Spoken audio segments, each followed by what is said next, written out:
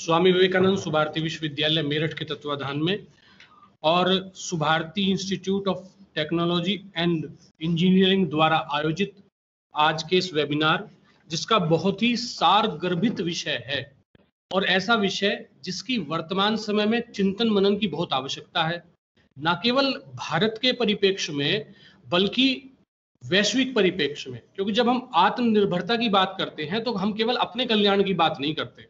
हम जब आत्मनिर्भर बनते हैं तो हम दूसरों के विकास में भी सहायक होते हैं। और आज का हमारे वेबिनार का विषय बहुत ही सारगर्भित और महत्वपूर्ण है।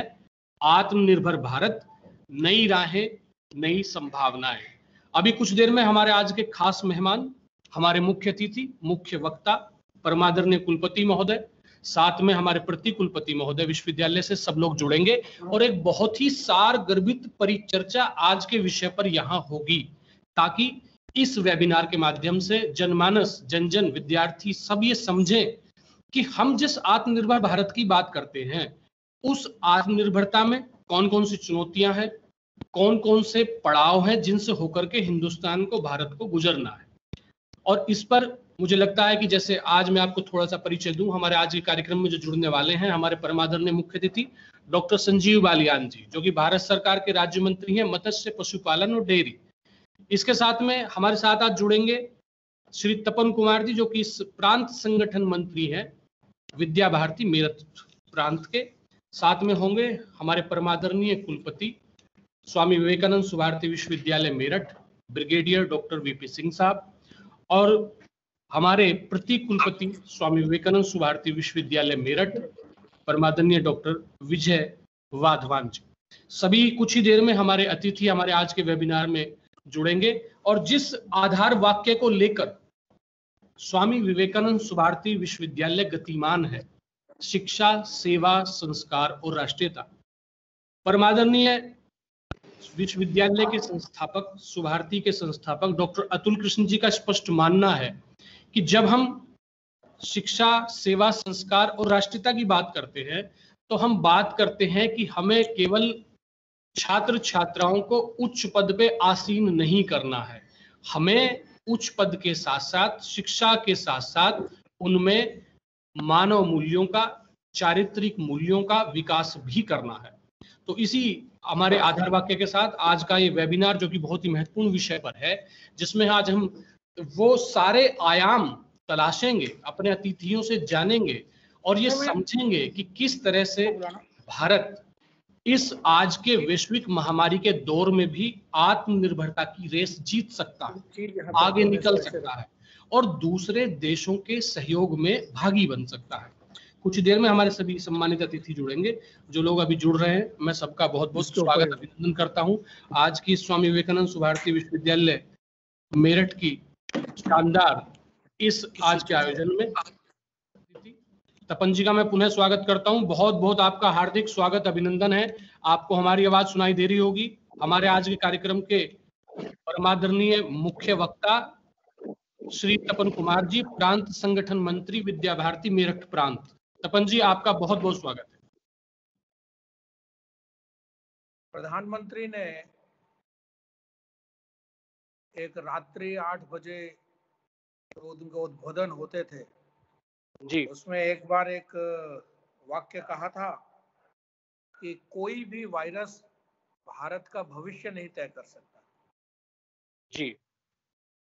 यानी भारत का भविष्य तय करेंगे तो भारतवासी ही करेंगे। वो अपने बुद्धि, कौशल, क्षमता, पुरुषार्थ, इसके बल पर ही करेंगे। बिल्कुल। और दूसरी बात उन्होंने, प्रधानमंत्री ने कही थी कभी कुछ दिन पूर्व CII के एक फंक्शन में कि आपदा में अवसरों को ढूंढना, यह हमारी विशेषता है जी। मुझे लगता है कि ये आत्मनिर्भर भारत, वैसे तो ये विषय अभी जो चर्चा में अभी सर्वाधिक आया है प्रधानमंत्री जी के उस भाषण के बाद, जिसमें उसका उल्लेख इन्होंने किया था, तभी से आया है। लेकिन ये कोई नई बात भारत के इतिहास में नहीं है। अत्यंत प्राचीन काल से ही भारत आत्मनिर्भर रहा है। हाँ, ये बात जरूर है कि ये शब्द शायद हमारे शास्त्रों में नहीं मिलता, क्योंकि हमारे लिए ये कोई एक अलग बाहर से कोई चीज, एक वस्तु नहीं रही, ये एक सहज हमारा स्वभाव था। तो इसलिए ये दूसरा मेरा एक जो मत है वो ये है कि आत्मनिर्भर भारत ये केवल आर्थिक विषय को लेकर नहीं है जी, इसके आयाम बहुत सारे हैं। तो इस दृष्टि से मुझे लगता है हमें सोचना चाहिए आत्मनिर्भर भारत कि ये केवल एक आर्थिक विषय ना बन जाए, जी। ये मनोवैज्ञानिक भी रहे, सब प्रकार से ये होना चाहिए। नहीं, आपको तपन जी ये लगता है कि जब हम आत्मनिर्भरता की बात करते हैं, तो हम केवल अपने विकास की बात नहीं करते, हम भारत की विश्व के विकास में भूमिका की बात कर रहे होते हैं। जी बिल्कुल, क्योंकि भारत एक भौगोलिक इकाई मात्र नहीं है। जी, ठीक है, आज विश्व को के संदर्भ में बात करें, यूनाइटेड नेशंस के संदर्भ में बात करें, तो देशों को उसने भौगोलिक इकाई बनाया है, जी, कहा है, लेकिन भारत को जानना या भारत को मानना का मतलब एक भौगोलिक इकाई को जानना या मानना मात्र नहीं होता। जी, यदि हम भारत के जानने की बात करते हैं तो केवल इसकी सीमाएं क्या हैं, कौन से राज्य हैं, इसकी कितनी लंबी सीमाएं हैं, उत्तर दक्षिण और पूर्व पश्चिम का फैलाव, ये केवल भारत नहीं है। जी, और हमारे एक प्रसिद्ध,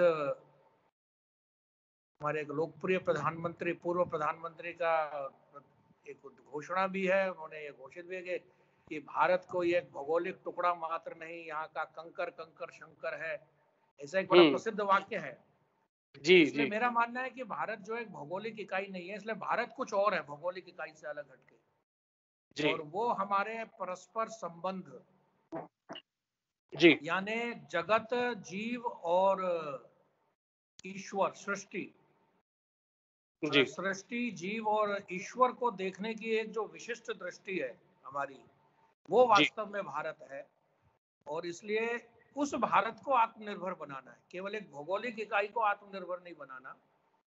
जी, ये जगत और जीव और ईश्वर को देखने की हमारी दृष्टि जो है उसको आत्मनिर्भर बनाना है। तो इसमें आर्थिक पहलू, जैसे उदाहरण के लिए, क्योंकि हम इसको संकुचित नहीं कर सकते, यदि जैसे स्वस्थ रहना है इसकी बात जब हम करते हैं तो संतुलित खाना खाना, पर्याप्त मात्रा में विटामिन ये सब लेना, हरी सब्जियां खाना केवल स्वस्थ रहने के लिए ये पर्याप्त नहीं है। स्वस्थ रहने जी, के लिए बहुत सारी चीजें चाहिए होती है, उसमें से एक ये पार्ट है कि आप संतुलित खाना खाएं। तो जी, संतुलित, तो हमें हमें शारीरिक भी करना होगा, व्यायाम भी करना होगा, हमें स्वच्छता का भी ध्यान रखना होगा, तभी स्वस्थ रह सकते हैं। तो इसलिए बिल्कुल। इसी प्रकार से आत्मनिर्भर भारत ये केवल एक आर्थिक संकल्पना मात्र नहीं है, ऐसा मुझे लगता है। और जी, ये एक आर्थिक संकल्पना से अलग हट करके उस जो हमारी दृष्टि है उसकी दृष्टि से हुँ, आत्मनिर्भर बनना। मुझे स्मरण है स्वामी विवेकानंद, जब एक बार, आज से लगभग मैं समझता हूँ 125 पूर्व वर्ष की घटना है जी, कि स्वामी विवेकानंद जी अमेरिका में प्रवास में थे और जमशेद जी टाटा उनको जी, अमेरिका में मिले थे और उनसे चर्चा वार्ता उनकी हुई थी। और उसमें उन्होंने कहा था कि आप कैसे अमेरिका आए, ऐसा पूछा जब स्वामी जी ने उस वार्ता में, तो जमशेद जी टाटा ने कहा कि मैं माचिस का व्यापार करना चाहता हूँ, माचिस इंपोर्ट करने की दृष्टि से इसके लिए यहाँ वार्ता जी, करने आया हूँ। अच्छा, और तब स्वामी जी ने कहा था कि माचिस जैसी एक सामान्य छोटी सी चीज के भी भारत को क्या इंपोर्ट की आवश्यकता है। और ये उस परिचर्चा से जो सारा विषय निकला और जमशेद जी के समझ में आया, और भारत में आकर के फिर उन्होंने बड़े जी, प्रतिष्ठान, स्टील, टाटा स्टील्स की स्थापना भी की, उसको भी चलाया। ये टाटा इंस्टीट्यूट ऑफ क्या social institute of, Indian institute of science जो बेंगलोर में स्थापना की इन्होंने, टाटा ने, जमशेद जी टाटा ने, तो ऐसे बड़े बड़े काम किए। तो मुझे लगता है कि वास्तव में ये आत्मनिर्भर का जो स्वामी विवेकानंद का जो संदेश था जमशेद जी को, वही जी, संदेश एक नए रूप में भारत के प्रधानमंत्री द्वारा एक नए रूप में भारत की जनता के सामने, भारत के सभी कार्यकर्ताओं के, सभी लोगों के सामने जो पुरुषार्थ पर यकीन करते हैं, उनको एक जी, सामने एक आह्वान के रूप में किया, ऐसा मुझको लगता है। जी, बहुत बढ़िया। यानी आपको लगता है कि जो भारत की अपनी महापुरुषों की जो स्थली है, वो महापुरुषों के दिमाग में ये चीज़ पहले से ही प्रतिस्थापित है कि हम विशिष्ट तो है ही और हम आत्मनिर्भर बन सकते हैं, बस उस शक्ति को पहचानने की आवश्यकता है, जिसको शायद माननीय प्रधानमंत्री भी पहचानने के लिए कह रहे हैं। मैं अभी तपन जी आपको यहीं पे रोकूंगा, हम उस वेबिनार जारी रखेंगे। अभी हमने शुरुआती चर्चा की, हम आपसे और भी अभी मार्गदर्शन चाहेंगे, आप हमारे साथ जुड़े रहें। फिलहाल मैं अपने स्वामी विवेकानंद सुभारती विश्वविद्यालय के सम्मानित कुलपति ब्रिगेडियर वीपी सिंह साहब से अनुरोध करूंगा कि आप विचार रखें, स्वागत उद्बोधन दें, हमारे अतिथियों का सत्कार करें। कुलपति नमस्कार।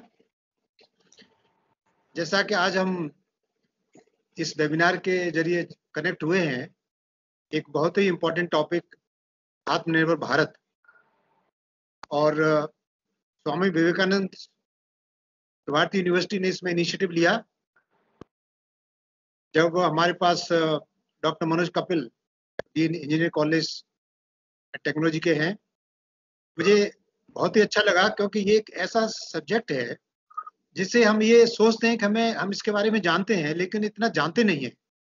तो ये जरूरी होता है कि इसके बारे में कुछ चर्चा हो, लोगों को पता लगे, और इस विषय में जानकर जो एक टारगेट है और एक जो सोच है कि हमें कहाँ जाना है, उसके बारे में लोगों को पता लगे। तो आज के दिन ये जो वेबिनार है, जिसमें कि हमारी यूनिवर्सिटी के senior faculties, head of institutions और हेड ऑफ द डिपार्टमेंट्स, वो सभी पार्टिसिपेट कर रहे हैं, तो मुझे बड़ी खुशी हो रही है कि सभी इसका फायदा लेंगे और इसको जहाँ जहाँ पॉसिबल है, जिस रूप में, उसको इम्प्लीमेंट करने की कोशिश करेंगे। मुझे ये भी खुशी है कि आज हमारे साथ जी sir doctor Sanjeev Kumar Walia ji, honourable minister of state of fisheries, animal husbandry and dairying, government of India, हमारे साथ ही चीफ गेस्ट के रूप में हैं। मैं उनका हार्दिक अभिनंदन करता हूं, स्वागत करता हूं। और इसके अलावा हमारे और एक गेस्ट ऑफ ऑनर, विशिष्ट अतिथि श्री तपन कुमार जी, प्रांत संगठन मंत्री विद्या भारती मेरठ प्रांत, वो भी हमारे साथ पहले से जुड़ चुके हैं। मैं भी उनको अभी सुन रहा था। तो हम यही सोचते हैं कि आज हम इस चीज से भी feel fortunate, university feel fortunate that हमारे साथ माननीय मंत्री जी हैं, श्री तपन कुमार जी हैं, और बाकी लोग भी हैं। उनके हम विचार सुनेंगे और इससे हमें डेफिनेटली फायदा होगा। ये हम सभी जानते हैं कि मैं थोड़ी सी इसके बारे में बात करूंगा कि आत्मनिर्भर is not synonymous with make in India, क्योंकि ज्यादातर लोग इसी में सेटिस्फाई हो जाते हैं कि आत्मनिर्भर भारत, मेक इन इंडिया ना। ये बात इसलिए ये जरूरी होता है कि हम इस चीज के, इस विषय के बारे में चर्चा करें कि एक्चुअली ये क्या है, हमारा क्या एम है और हम कहाँ पहुंचना चाहते हैं। तो ये बात आत्मनिर्भर भारत की जब 12 मई 2020 जो प्रधानमंत्री जी ने जब ये जो 20,000 करोड़ का जो पैकेज का अनाउंस किया था, उसी समय कही थी। और फिर 15 अगस्त को उन्होंने 3 बिंदु पे बात कही थी कि आत्मनिर्भर भारत, वोकल फॉर लोकल जी, और उसके बाद make in India to make for world. तो वहीं से ये शुरुआत हुई और लोगों को कुछ पता लगा कि हाँ, ये क्या चीज है, उसके बारे में क्या हो रहा है। तो कुछ लोगों ने ग्रैस्प किया, इस बात को समझा, और जब ये आपदा चली है, और इस बात को प्रधानमंत्री जी ने भी कई बार उस पर जोर दिया है कि इस आपदा को हमें अवसर में बदलना है, ये लोगों के दिमाग में बात ठीक से बैठ गई कि हमें डरने की जरूरत नहीं है। जब मौका मिला है तो यही एक संकेत है कि हम इसको कन्वर्ट करें, और हो सकता है कि हमारा जो देश है, यही एक अपॉर्चुनिटी है कि हम वर्ल्ड लेवल पे बहुत आगे बढ़ें। आत्मनिर्भर भारत एक सिर्फ नाम ही नहीं, बल्कि एक परियोजना है, एक कैंपेन है जी, जिसमें कि ये चीज सबको सीखनी है कि इसके अंदर हमें करना क्या है। इस चीज को हम समझते हैं कि आत्मनिर्भर भारत में self reliant, that is fine, लेकिन ये कैसे होगा? क्या प्रॉब्लम्स हैं। अब जैसे कुछ एग्जांपल्स जो कि मैं डिफेंस, जो मेरे ख्याल में 3-4 शतक से चला हुआ है और उसको एक्चुअली एक आत्मनिर्भर भारत की बेसिस में हम डाला हुआ था उसको, लेकिन उसके जो कंपोनेंट्स हैं, जो 70% things are we are importing from outside. तो आज भी जो हमारा टारगेट था 100 के करीब बनाने का, वो आज तक पूरा नहीं हुआ, क्योंकि उसमें जैसे रडार इजराइल से आता है, बाकी चीजें कहीं और से आती हैं। तो वो इस तरह से इस चीज को हमें समझना है कि आत्मनिर्भर होना है तो हमें अपनी रिसोर्सेज को, अपने टैलेंट को, इसको यूटिलाइज करते हुए हमें अपने टारगेट को अचीव करना होगा। अब कुछ हमने प्रोग्रेस की है, इसमें कोई शक नहीं है। अब अगर फार्मास्यूटिकल कंपनी की हम बात करें तो जैसे कि हाइड्रोक्सीक्लोरोक्वीन, जो कि आज की डेट में हमने दुनिया के देशों को दी है, including United state of America, एक बहुत बड़ी उपलब्धि है। उसी तरह से जो शुरू में इतना प्रॉब्लम हो रहा था हॉस्पिटल्स में कि पीपी 95 N95 मास्क और हैंड सैनिटाइजर्स, ये सारी चीजें हमारे पास नहीं थी, लेकिन आज इस स्थिति में हम आ गए हैं कि हम दूसरों को दे सकते हैं, हम एक्सपोर्ट कर सकते हैं। अब ये चीजें हमारे खुद के अस्पताल में, स्वार्थी के अस्पताल में हमने खुद बनाना शुरू कर दिया है। आज हमें कोई दिक्कत नहीं है। हमारा हॉस्पिटल आज लेवल 3 का हॉस्पिटल है कोविड का, जिसमें गिवन पॉइंट ऑफ टाइम अब 400 से 500 पेशेंट्स रहते हैं विद वेरी गुड आउटकम।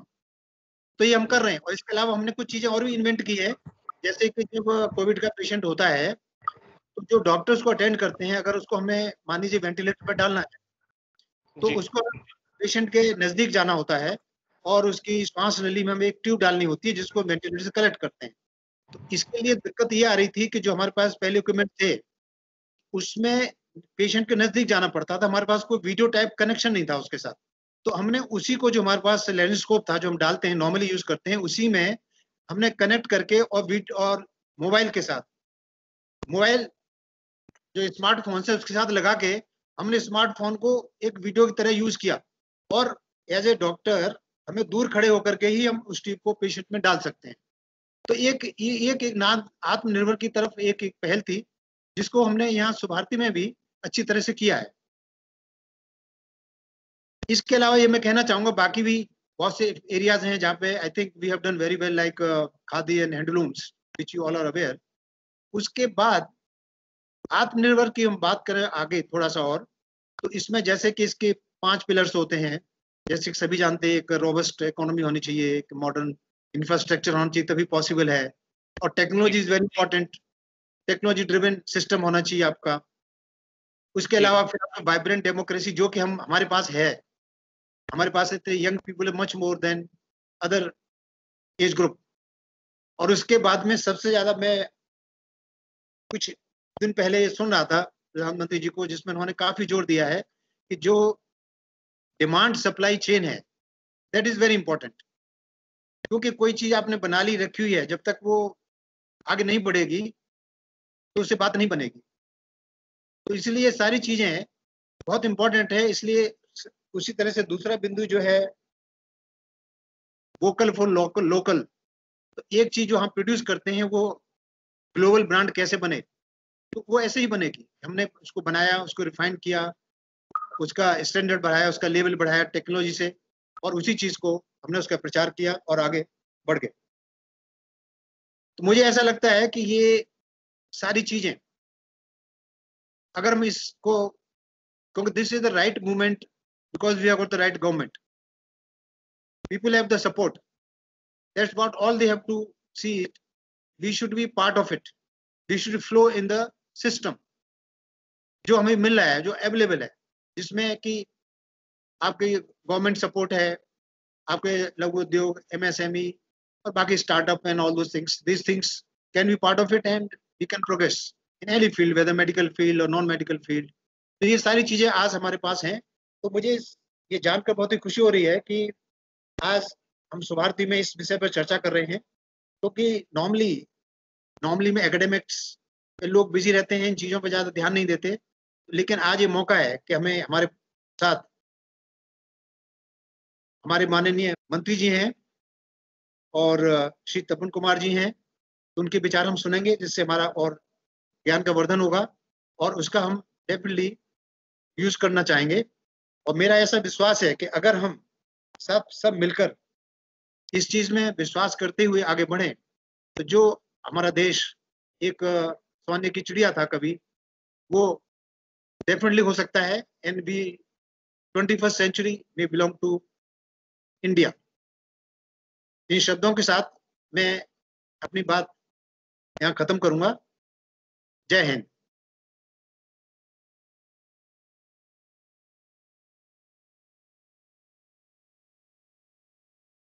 पा रहे हैं। बहुत बहुत धन्यवाद परमादरणीय कुलपति महोदय अपने विचार रखने के लिए। और आपने जिस तरह से सारगर्भित रूप में ये जानकारी दी है वो निश्चित रूप से बहुत लाभकारी है। हमारा आज का वेबिनार का उद्देश्य भी यही है कि आत्मनिर्भरता केवल अपने लिए ना हो, हमारी आत्मनिर्भरता दूसरों के विकास में सहायक हो। आपने कितना सुंदर और सटीक उदाहरण दिया कि जब हम अस्पताल की, अपने सुभारती अस्पताल की बात करते हैं तो हम बहुत सारी चीजें यही बनाने लगे हैं।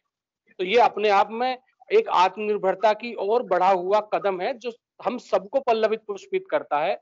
आज के वेबिनार में जिसका आयोजन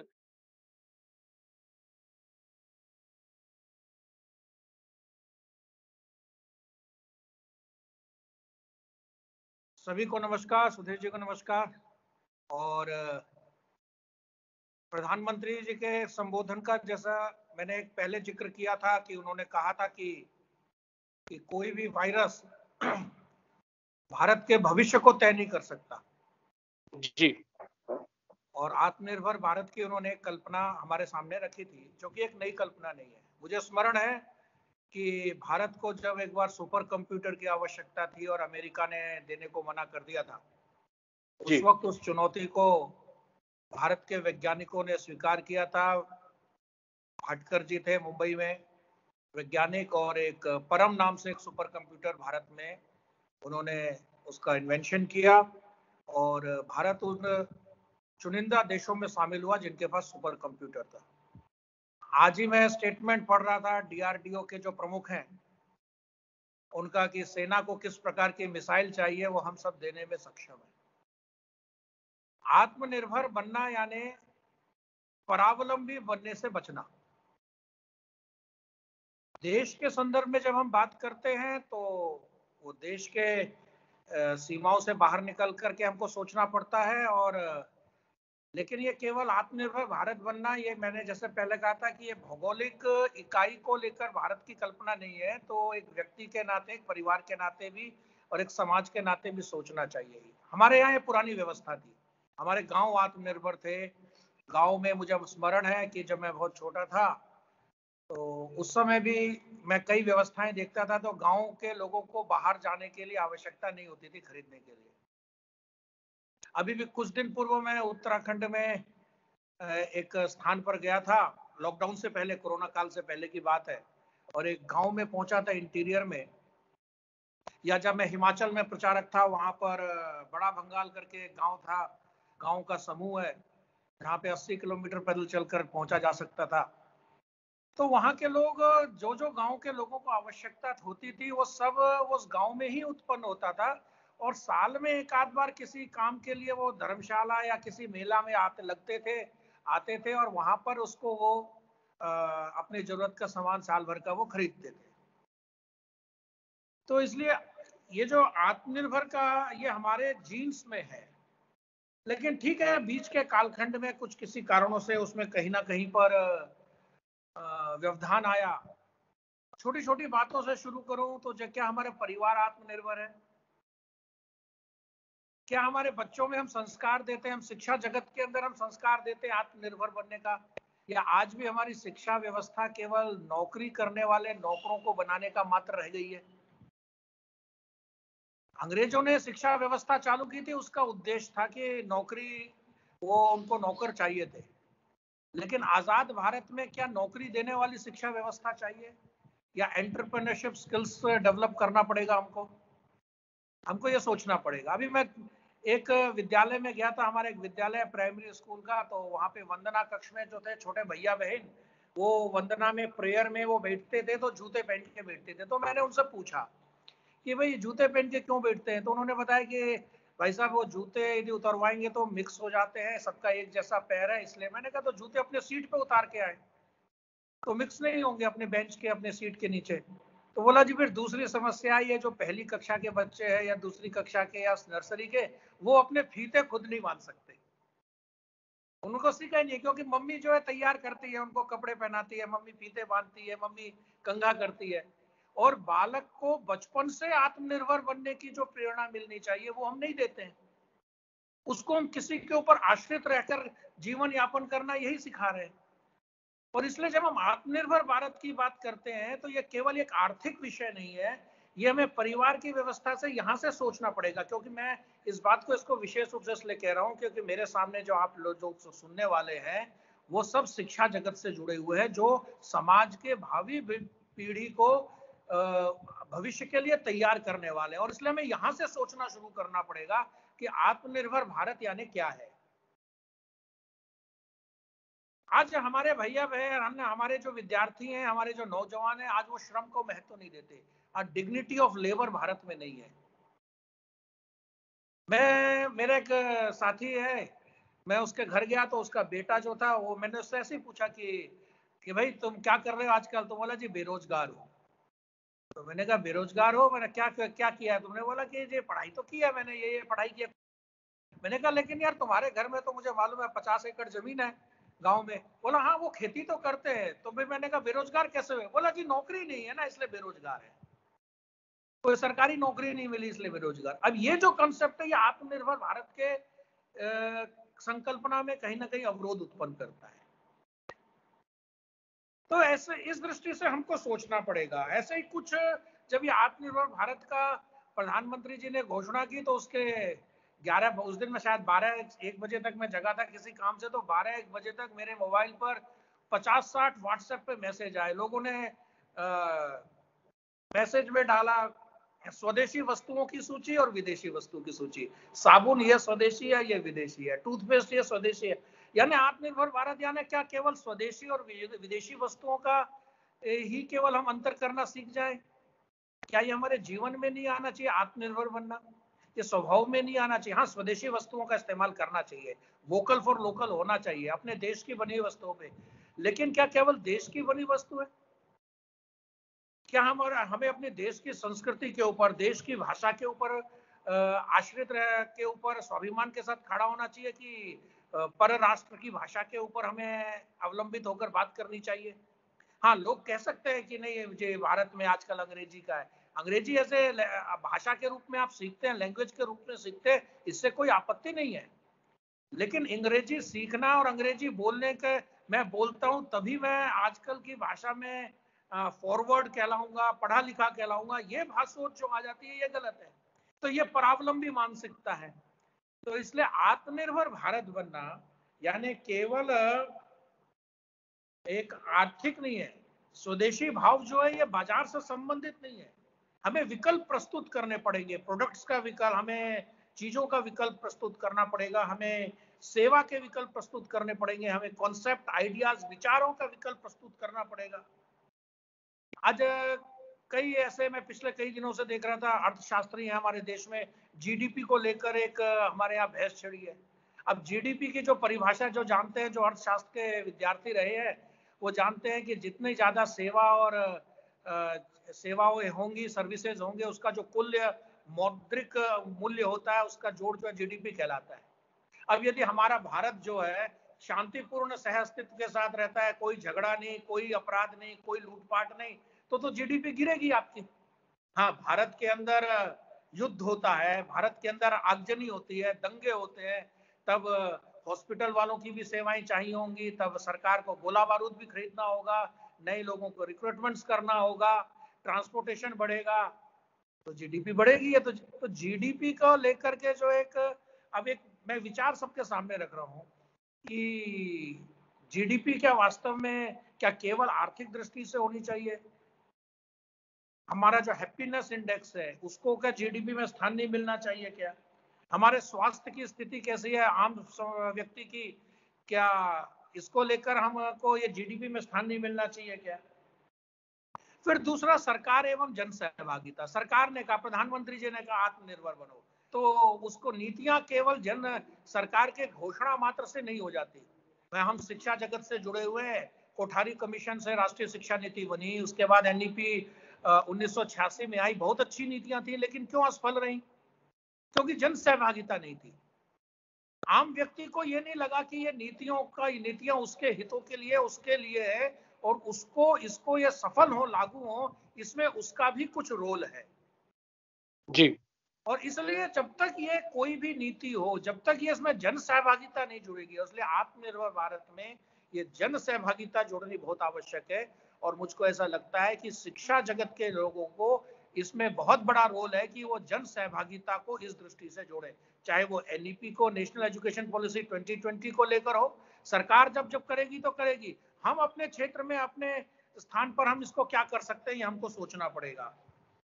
इसी प्रकार हमको ये भी सोचना पड़ेगा कि how much to earn and in what way we have to earn. क्या दूसरे को चोट पहुंचा करके, चाणक्य ने कहा कि कैसे कमाना चाहिए, तो उन्होंने कहा जिससे दूसरे को कष्ट ना हो, जो दुष्ट लोग हैं उनको प्रोत्साहन ना मिले, उनको जीवन ना मिले, इस तरीके से कमाओ। तो आत्मनिर्भर भारत बनना यहाँ ये भी सोच है कि कितना कमाना, और कमाना तो हमारे यहाँ कहा गया यजुर्वेद में 100 हाथों से कमाओ और 1000 हाथों से लुटाओ।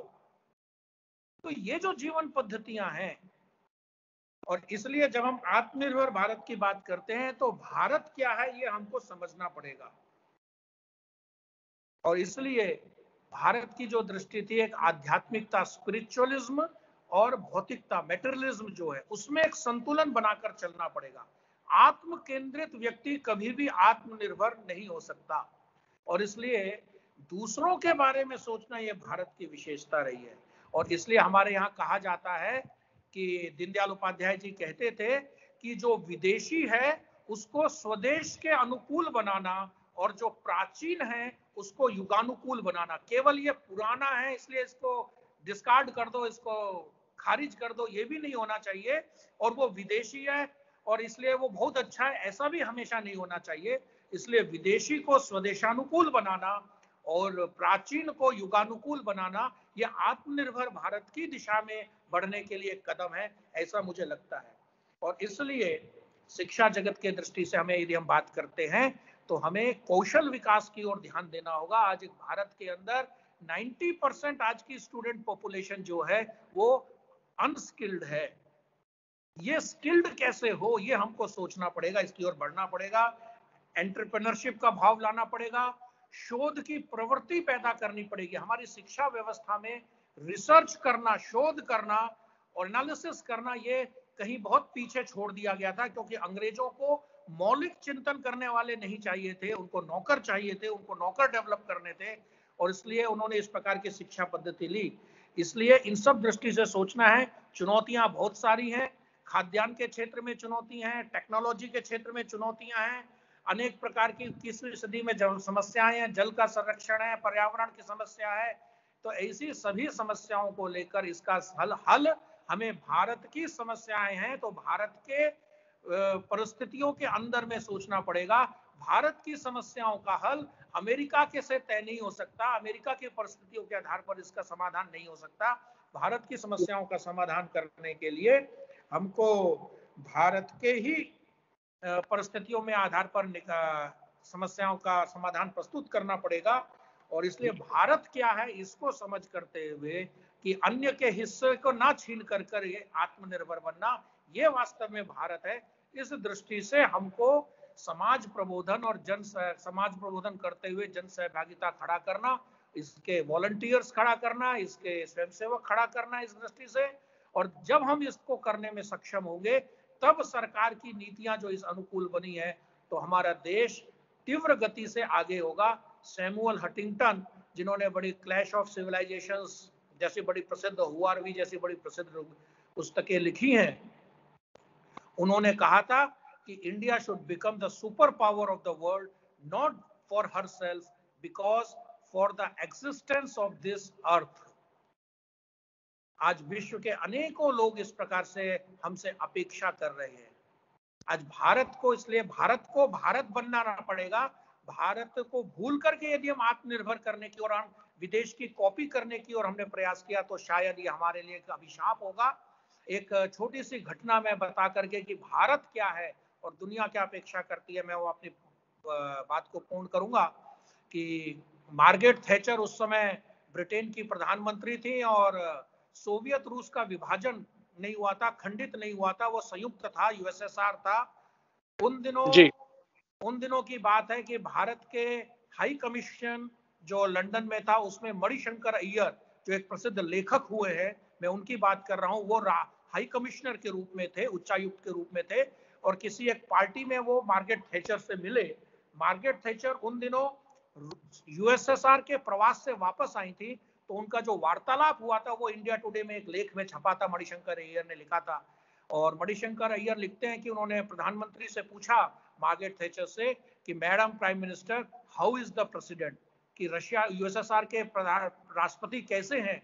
और मार्गरेट थैचर का उत्तर था कि he is very dejected person, वो बड़ा निराश व्यक्ति है। He is saying that Russia USSR is slipping out of my hands and it is going to be integrated into many parts. तो देन अगेन मणिशंकर अय्यर कहते हैं कि मैंने मैडम से पूछा कि madam prime minister, then what you have suggested to the president. She said कि I have told him कि why don't you consult your old friend India who in spite of so many diversities is still one।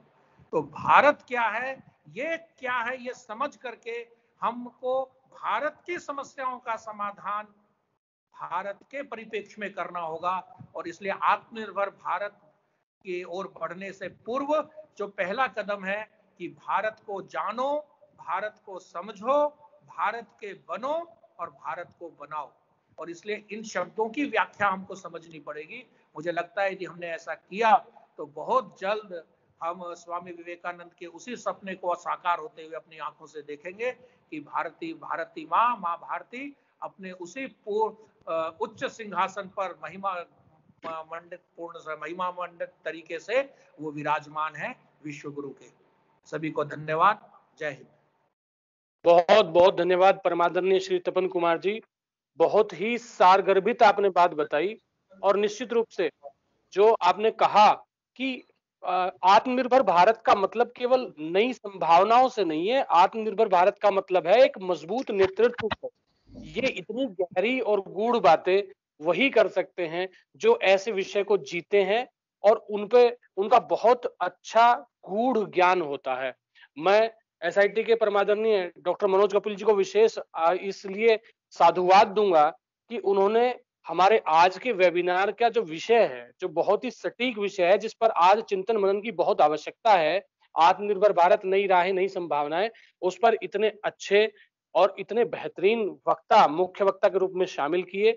मैं पुनः बहुत बहुत आभार व्यक्त करता हूं स्वामी विवेकानंद सुभारती विश्वविद्यालय की ओर से आदरणीय तपन कुमार जी का, कि आपने केवल एक नहीं बल्कि इस विषय से संबंधित अनेक आयामों को छुआ, उनका बहुत ही अच्छा आपने परिभाषित किया और आपने जो एक नई चीज आज दी है जिसको समझने की आवश्यकता है कि हम केवल जमीनी टुकड़े की बात ना करें, हम केवल धन से संबंधित विकास की बात ना करें, हम जब आत्मनिर्भर बनने की बात करें तो हम आत्मनिर्भर बने अपने व्यक्तित्व से, हम आत्मनिर्भर बने मानव मूल्यों से।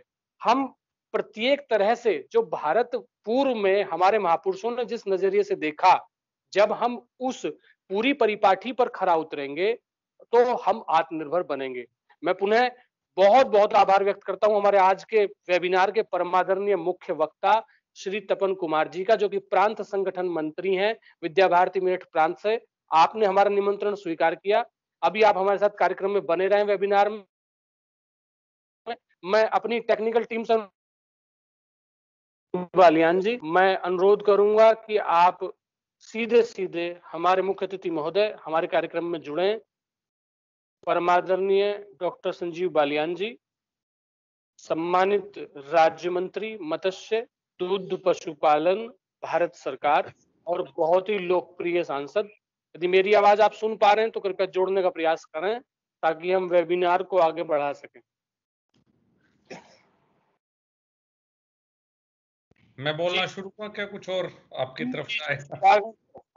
आपका बहुत बहुत स्वागत, बहुत बहुत अभिनंदन परमादरणीय।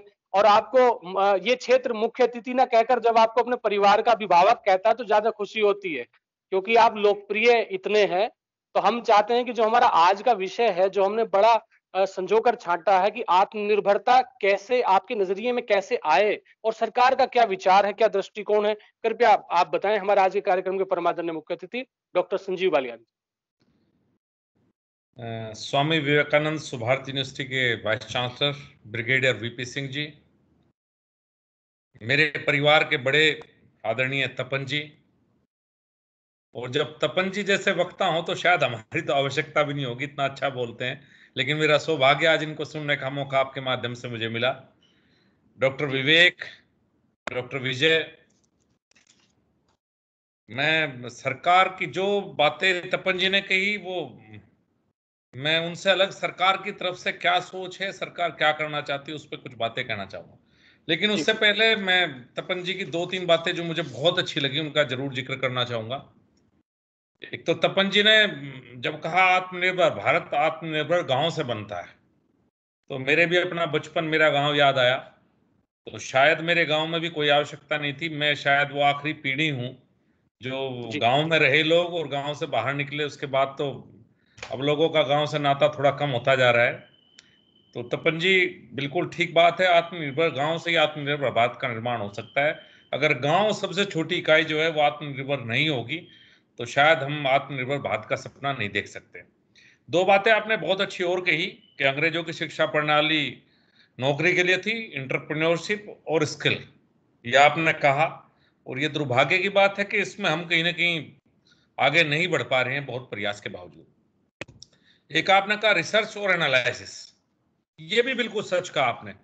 आज अगर हम हिंदुस्तान में देखते हैं तो रिसर्च और एनालिसिस मात्र कागजों पे है, प्रैक्टिकल रूप में उसे कोई नहीं कहीं से ध्यान में ला रहा। इसे चलाना 12 मई 2020 को जिस दिन पहली बार माननीय प्रधानमंत्री जी ने आत्मनिर्भर भारत शब्द का इस्तेमाल किया था, ऐसा नहीं कि शब्द इससे पहले कभी किसी ने नहीं कहा और शब्द के सब लोग कहते थे, लेकिन जब प्रधानमंत्री किसी बात को कहते हैं तो बात हमेशा जन भागीता उस शब्द से या उस जो भी उनका कार्यक्रम है वो जन सहभागिता के बिना वे कहते हैं कोई भी कार्य पूर्ण नहीं हो सकता।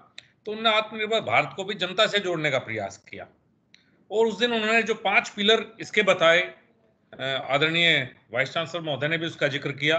सबसे पहला इकोनॉमी के बारे में उनका स्पष्ट मत था कि इकोनॉमी अब हमें एक जंप की आवश्यकता है। $5 ट्रिलियन इकोनॉमी के लिए एक बड़े जंप की आवश्यकता है। अब कछुआ चाल से काम नहीं चलेगा, अब खरगोश की गति से दौड़ना पड़ेगा। दूसरा उनका था इंफ्रास्ट्रक्चर, जो नया भारत की कल्पना है मोदी जी की, उसमें कैसा इंफ्रास्ट्रक्चर हो।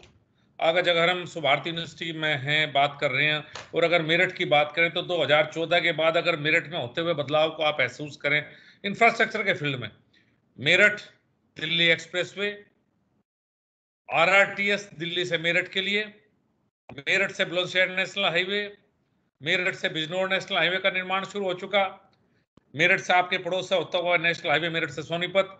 तो ये इंफ्रास्ट्रक्चर के इतने प्रोजेक्ट अगर मेरठ को ही देखेंगे तो मुझे लगता है शायद 1 लाख करोड़ के करीब के इंफ्रास्ट्रक्चर के प्रोजेक्ट आज मेरठ में कहीं ना कहीं किसी न किसी फेज में चल रहे हैं। ऐसा नहीं घोषणा हुई, वो चल रहे हैं। तो इंफ्रास्ट्रक्चर। तीसरा उनका सिस्टम, जो 21वीं शताब्दी का भारत है उसमें कैसे सपने हों, कैसा सिस्टम हो, जो सिस्टम हम पिछली सदी से लेकर आए उसको बदलाव करके नए सिस्टम की आवश्यकता है। चौथा वाइब्रेंट डेमोक्रेसी, यही हमारी ताकत है इस देश की और हमारी एनर्जी का एक सोर्स भी है। पांचवा है उनका डिमांड, चूंकि 135 करोड़ की आबादी का देश है और डिमांड एंड सप्लाई का बहुत बड़ी डिमांड है। पूरे देश का एक तरह से मार्केट है हिंदुस्तान। पूरा दुनिया अगर कहीं देखती है हिंदुस्तान को तो मार्केट की नजरों से देखती है कि 135 करोड़ की आबादी का मार्केट हमें और कहां मिलेगा। तो इसकी शुरुआत माननीय प्रधानमंत्री जी ने 12 मई को की और इसके साथ साथ एक पैकेज की घोषणा भी की, 20 लाख करोड़ का पैकेज, जो हमारी GDP का 10% है और उसमें MSME और किसान और सबको एक तरह से आप कह सकते हैं कोई सेक्टर उसमें ऐसा नहीं रहा कि जिस सेक्टर का समावेश उन्होंने नहीं किया कि इस सेक्टर को कहीं ना कहीं अपने पैरों पर खड़ा करना है और इसे हमें आगे बढ़ाना है। उसकी अगली कड़ी में ही सरकार के द्वारा 12 सेक्टर आइडेंटिफाई किए गए। आत्मनिर्भर भारत का मतलब ये भी नहीं है कि हम आंख नाक कान बंद कर लें, पूरी दुनिया से कट जाएं। लेकिन ये भी है कि हम अपने पैरों पे खड़े हैं, क्योंकि हम इसका खामियाजा भुगत चुके हैं। एक बार आत्मनिर्भर भारत की बात 1960-70 के दशक में भी आई थी, लेकिन बीच के दौर में लोग भूल गए और हम दुनिया के ऊपर डिपेंड होते चले गए। तो आत्मनिर्भर भारत दुनिया से भी जुड़े रहना है, लेकिन अपने आप को इतना मजबूत करना है कि अपनी जरूरतें हम स्वयं पूरी कर सके, चाहे वो गांव की इकाई हो चाहे पूरे देश की इकाई हो। तो सरकार के द्वारा करीब 12 सेक्टर चिन्हित किए गए कि इन सेक्टरों में आवश्यकता है काम करने की। वो सेक्टर है food processing, organic farming, iron, aluminium और copper, agrochemical, electronics, industrial machinery, furniture, leather, auto parts, textile और वेंटिलेटर। और देखिए, जब सोच होती है तो काम भी शुरू होता है। ब्रिगेडियर साहब ने कहा था पीपी किट का जिक्र किया। मुझे लगता है मार्च में एक भी पीपी किट का निर्माण इस देश में नहीं होता था। और अगर हम मार्च के बाद मई की बात करें, जब कोरोना आया, तो मई में 1.5 lakh PP kit per day बना रहा था हिंदुस्तान। 2 महीने के अंदर हम 0 से 1.5 लाख पीपी किट डेली बनाने वालों में पहुंच गए, और ये पीपी इंडस्ट्री 7,000 करोड़ की हुई। तो ये एक आत्मनिर्भर का ही वो है कि कहाँ हम इंपोर्ट कर रहे थे, कहाँ 2 महीने के अंदर हिंदुस्तान तुरंत इसमें सेल्फ सफिशिएंट हुआ। और अगर बात करें, हम अभी ब्रिगेडियर साहब ने आर्मी की बात की, तो 2 बातें उसमें भी कहना चाहूंगा। चूंकि एक बहुत बड़ा इंपोर्ट देश में हम सबसे अधिक अगर दुनिया में दूसरे देशों पर निर्भर हैं, तो हम अपनी आर्म्स के और एम्युनिशन और ये जितनी भी टेक्नोलॉजी है जो फौज को रिक्वायर्ड है, आर्मी को, एयरफोर्स को, नेवी को, उसके ऊपर पूरी दुनिया में हिंदुस्तान ने कभी कुछ नहीं किया। उन्हें तेजस इतने सालों में बना। तो ये आज नहीं, 2014 में प्रधानमंत्री ने एक सोच बना ली थी, उसी के बाद डिफेंस कॉरिडोर का काम हुआ, और अभी घोषणा हुई है कि करीब 101 वेपन जो अब इंपोर्ट करते हैं अगले 7 साल में हमें बैन करना है। इनमें गन्स भी हैं, राइफल भी हैं, और तरह के बहुत तरह के सिस्टम हैं। अभी जॉइंट वेंचर रशिया के साथ हुआ है, करीब 6.7 लाख AK-203 राइफल हम अमेठी में बनाएंगे। ये आत्मनिर्भर भारत की तरफ बढ़ते हुए कदम है। आज के दैनिक जागरण अखबार में है, बड़ा अच्छा लेख है कि हिंदुस्तान ने पिछले कुछ दिनों में 5 हफ्तों में 10 मिसाइलों का परीक्षण किया है। और अच्छी बात यह है कि सारी मिसाइलें की जो बेसिकली आत्मनिर्भर हम इसमें हो चुके हैं, इसमें हमें दूसरों के ऊपर डिपेंड होने की आवश्यकता नहीं। ये तो बहुत बड़ा परिवर्तन है हिंदुस्तान के परिप्रेक्ष्य में। अगर आप देखेंगे कि जिन फील्ड में हमें कभी सोचा भी नहीं था कि हम काम कर पाएंगे, उस फील्ड में इतने अभी इसी दौरान, लॉकडाउन के दौरान, रिलायंस ने 5G की घोषणा की। रिलायंस ने कहा कि होम ग्रोन टेक्नोलॉजी है, पहली बार 5G में हम लेकर आ रहे हैं। अभी अभी ये जो टेक महिंद्रा ने कहा कि हमारे पास कैपेसिटी है 5G की। ये एग्जाम्पल्स हैं कि जहां हम कितना पीछे थे, हम आज के दिन कितना आगे बढ़ रहे हैं। अब मैं कुछ और सरकार के जो, अभी मैं आपको 2 आंकड़े बताना चाहूंगा कि हमारा 2018-19 में करीब 514 बिलियन US डॉलर का इंपोर्ट था, 514 बिलियन US डॉलर। 19-20 में वो घटा, 473 बिलियन US डॉलर हुआ, -7.8% एक साल में घटा। और अगर हम 19-20 के बाद इसकी तुलना अप्रैल जब से लॉकडाउन हुआ और लॉकडाउन के बाद आत्मनिर्भर भारत की बात माननीय प्रधानमंत्री जी ने की है, तो अगर हम सितंबर तक के सेक्टर को अगर हम देखेंगे तो -40% इंपोर्ट है हिंदुस्तान का। इसमें दौरान अप्रैल से सितंबर तक मात्र 148 बिलियन US डॉलर का हमने इंपोर्ट किया है। तो -40% ये कोई कम सफलता नहीं मैं कहूंगा। और मेरे याद है 2014 में मैं कृषि राज्य मंत्री था, हम दालें इंपोर्ट करते थे।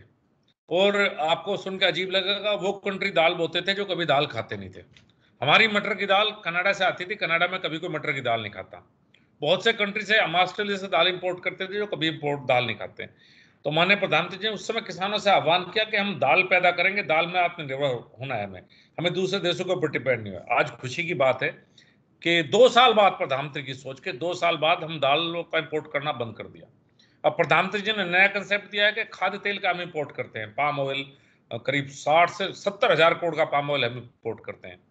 अब प्रधानमंत्री का फोकस है कि हमें खाद्य तेल में भी आत्मनिर्भर होना है। और मुझे उम्मीद है कि जिस तरह की सपोर्ट, जिस तरह से जनता कनेक्ट प्रधानमंत्री महोदय से करती है, उसके बाद मुझे लगता है अगले 3 से 4 सालों में खाद्य तेल में भी हम आत्मनिर्भर होने की पूरी संभावना मुझे दिखाई देती है। शायद ये 2-3 सेक्टर एग्रीकल्चर से जुड़े हुए हैं जिनमें हम काफी पीछे थे। कुछ और बात मैं आपसे कहना चाहूंगा जो सरकार की तरफ से प्रयास इसमें शुरू हुए हैं। सबसे पहली बात है कि जितने भी स्टेक होल्डर हैं, जो इंडस्ट्री हैं, उन्हें कहीं ना कहीं सेंसिटाइज करने की आवश्यकता है कि जो नॉन एसेंशियल इंपोर्ट है वो हम ना करें। और सबसे बड़ी बात है कि दूसरे देशों से कई बार डंपिंग होती है, हमारे यहाँ सब्सिडी दी जाती है इस तरह से कि किसी तरह से अपने माल को हिंदुस्तान में डंप किया जाए। और कुछ और ऐसे मुद्दे हैं जिनके ऊपर सरकार का फोकस है, सरकार ने निर्णय लिए हैं, उन्हें मैं बताना चाहूंगा। जैसे कि promotion of bulk drug park, ये 20 मार्च को पॉलिसी इसमें अप्रूव की है सरकार के द्वारा कि बल्क ड्रग पार्क बनाए जाएंगे जिससे कि ड्रग का इंपोर्ट दुनिया से बंद होगा। Production linked incentive for manufacture of critical drug intermediate and APIs, ये भी 20 मार्च 2020 को अप्रूव किया गया। Production linked incentive scheme for large scale electronics manufacture, ये 1 अप्रैल 2020 को इसकी पॉलिसी लाई गई सरकार के द्वारा। Scheme for promotion of manufacture of electronic component and semiconductors, ये भी 1 अप्रैल 2020 को नोटिफिकेशन हुआ है, इसका कैबिनेट से अप्रूव हुआ है। जिस दौरान लॉकडाउन में देश था उस दौरान सरकार अपना काम कर रही थी, बाहर लॉकडाउन था, लेकिन सरकार की जो पॉलिसी थी, जो निर्णय लेने की, वो थी कि हमें पॉलिसीज बदलनी है, नए रूल्स लेकर आए, नए लॉ लेकर आने, सरकार उसी दौरान पर काम करती। कृषि संबंधित 3 विधेयक भी हम लॉकडाउन के तुरंत बाद उसी दौरान हमने तैयार किए। तो शायद उस समय केंद्र सरकार पूरी तरह से सचेत थी और लगातार काम में व्यस्त थी जब पूरा देश लॉकडाउन में घर के अंदर बंद था। कुछ और जो हमने प्रयास किया है, सरकार के द्वारा प्रयास किया गया कि इंपोर्ट घटाया जाए और भारत सेल्फ सफिशिएंट बने। चूंकि सेल्फ सफिशिएंट बनेगा तो रोजगार पैदा होंगे, सबसे बड़ी बात ये इतनी बड़ी आबादी को रोजगार देना। उनमें से कुछ का महत्वपूर्ण का जिक्र करना चाहूंगा मैं। ट्रेड रेमेडी ऑप्शन का टाइमली इस्तेमाल कैसे हो, जैसे कि जब ट्रेड होता है एंटी डंपिंग ड्यूटी कब लगाई जाए, सेफगार्ड ड्यूटी कब लगाई जाए, इस तरह के कुछ प्रयास हैं वो सरकार के द्वारा पहले से शुरुआत की गई है। डीजीएफटी ने 125 आइटम पे अभी रेस्ट्रिक्शन लगाया है, जिसमें से जिस तरह के टेलीविजन, एलसीडी, इस तरह के आइटम्स भी हैं। दूसरा सरकार का प्रयास है कि mandatory technical standard and implementing quality control order, कुछ भी डंप किया जाता है देश में, जैसे कि गार्बेज हो, हम जो भी देशों में काम नहीं है हमारे यहाँ डंप किया जाता था। 371 प्रोडक्ट के टेक्निकल रेगुलेशन सरकार अभी बना रही है। 155 प्रोडक्ट के टेक्निकल रेगुलेशन बना चुके हैं, जैसे कि मैं एग्जांपल के तौर पर जैसे सेफ्टी ग्लास, खिलौने, माइक्रोवेव, टायर, ये सब उसी कैटेगरी में जिनके टेक्निकल स्टैंडर्ड हमारे पास थे नहीं, बाहर से हम इंपोर्ट करते थे। अब टेक्निकल स्टैंडर्ड बनाएंगे तो इंपोर्ट इनका बंद होगा।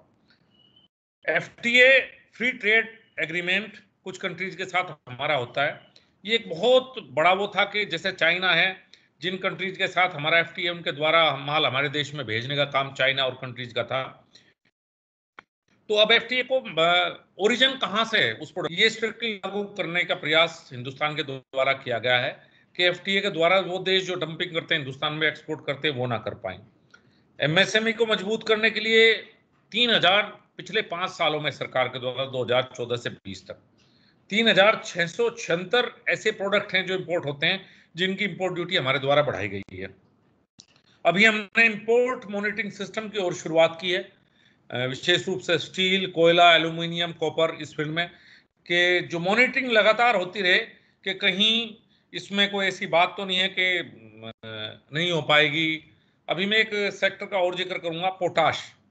हमारे यहाँ 100% पोटासिक फर्टिलाइजर आप सब जानते हैं 100% इंपोर्ट है देश में।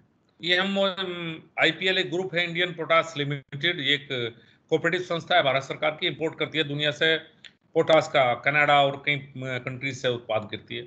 अभी कुछ मेरे जनपद में ही कुछ लड़कों ने काम शुरू किया, देश के अलग अलग हिस्सों में जो डिस्टिलरी का वेस्ट है उस वेस्ट से पोटाश के प्रोडक्शन का काम शुरू किया।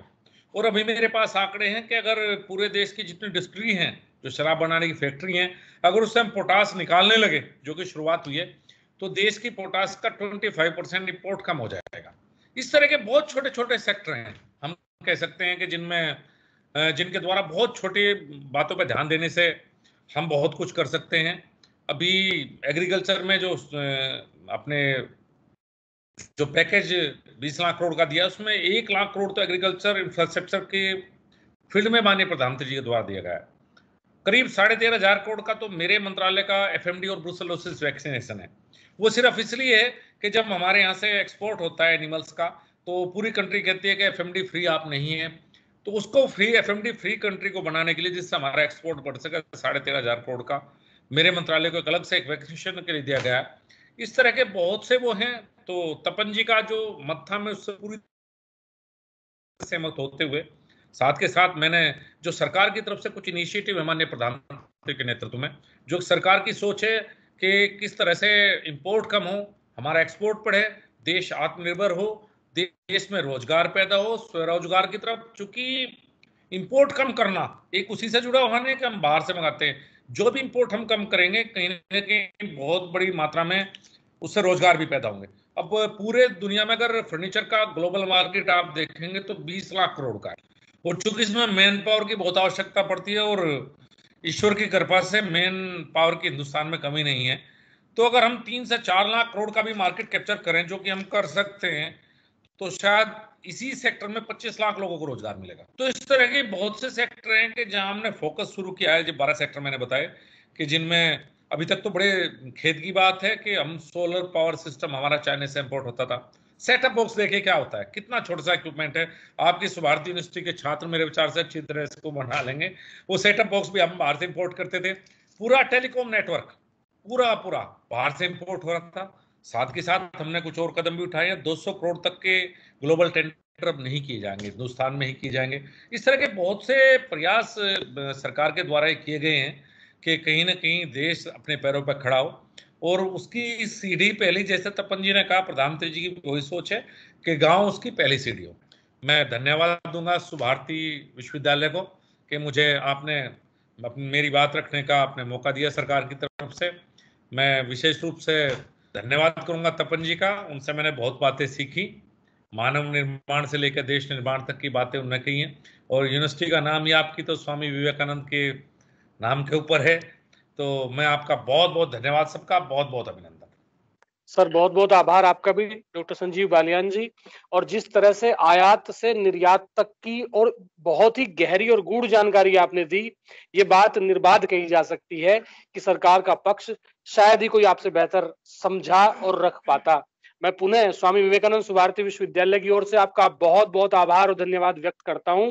और आपके लिए ये शेर बिल्कुल सटीक बैठता है इस वेबिनार में कि जहां भी जाते हैं रोशनी बरसाते हैं, चिराग का अपना कोई मकान नहीं होता। आपका पुनः बहुत बहुत आभार, बहुत बहुत धन्यवाद। अब मैं सीधे इस वेबिनार में रुक करूंगा हमारे प्रतिकुलपति महोदय डॉक्टर विजय वाधवान जी की ओर। वो हमारे सभी अतिथियों का आज के इस वेबिनार में धन्यवाद ज्ञापित करें। आदरणीय प्रतिकुलपति महोदय जी। क्या हुआ जो हम देश के लिए सरहद पर नहीं मर सकते? क्या हुआ जो हम देश के लिए सरहद पर नहीं मर सकते? क्या हम आत्मनिर्भर बनकर देशभक्ति नहीं कर सकते? आज के इस कार्यक्रम में सम्मिलित सभी गणमान्य व्यक्तियों का मैं doctor Vijay Wadhwan, pro vice chancellor Subharti university Meerut, हृदय की गहराइयों से आभार व्यक्त करता हूं। 2 लाइनें कहना चाहूंगा संजीव कुमार जी के लिए। रंगत नई आई यहाँ, संगत मिली जो आपकी, चहु और फैला नूर सा यूं शख्सियत है आपकी। इन पंक्तियों के साथ में आज के मुख्य अतिथि Shri Sanjeev Kumar Balyan ji, honourable minister of state of fisheries, animal husbandry and dairying, government of India का बहुत बहुत आभार व्यक्त करता हूं, जिन्होंने अपने व्यस्त दिनचर्या में से समय निकालकर इस कार्यक्रम में सम्मिलित होकर हमारा मान बढ़ाया। बहुत बहुत धन्यवाद संजीव कुमार जी आपका, थैंक यू। मैं इस कार्यक्रम के मुख्य वक्ता श्री तपन कुमार जी, प्रांत संगठन मंत्री विद्या भारती मेरठ प्रांत का भी आभार व्यक्त करता हूं, जिन्होंने देश का नया कल संवारने हेतु अपने विचार हमारे सम्मुख रखे। मुझे आशा है कि इस आत्मनिर्भर भारत मिशन से हम राष्ट्र का नव निर्माण कर पाएंगे। आत्मनिर्भरता की वजह से ऐसी कोई कठिनाई नहीं होगी जिससे हम पार ना पा सकें। हम आज के मार्गदर्शन के लिए आपका कोटि कोटि धन्यवाद करते हैं। मैं सुभारती यूनिवर्सिटी के संस्थापक डॉक्टर अतुल कृष्ण जी, डॉक्टर मुक्ति भटनागर जी, मुख्य कार्यकारी अध्यक्षा डॉक्टर शल्यराज जी, कुलपति डॉक्टर वीपी सिंह सर, कार्यक्रम के मुख्य आयोजनकर्ता श्री मनोज कपिल, प्रधानाचार्य Subharti institute of technology and engineering का भी आभार व्यक्त करता हूं, जिन्होंने इस कार्यक्रम का सफलतापूर्व आयोजन करवाने व करने की कोई कसर बाकी नहीं रखी। अंत में मैं इतना ही कहना चाहूंगा, सितारों को मुट्ठी में दबाकर हम चांद से बात कर लेंगे, सूरज से तेवर छीन लेंगे, दहकते दिन को रात कर देंगे। आत्मनिर्भर अगर आज हम हो गए तो हर मुसीबत से दो दो हाथ कर लेंगे। जय हिंद, जय सुभारती, जय हिंद।